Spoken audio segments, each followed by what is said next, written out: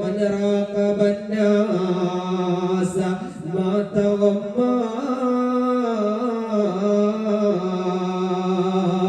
وباللذة سحور وفاز بلذة سحور. കവി പാടിയത് എന്താണെന്നറിയുമോ? പൊന്നുമോനെ, ജനങ്ങളെ പേടിച്ചുകൊണ്ട് നീ ജീവിച്ചു കഴിഞ്ഞാൽ, ജനങ്ങളെ ഭയന്നുകൊണ്ട് നീ ജീവിച്ചു കഴിഞ്ഞാൽ ദുഃഖമായിട്ട്, ദുഃഖം പേറിയവനായിട്ട് നീ മരണപ്പെട്ടേക്കാം. ദുഃഖത്തോടെ ആയിരിക്കും നിന്റെ അന്ത്യമെന്നുള്ളത്.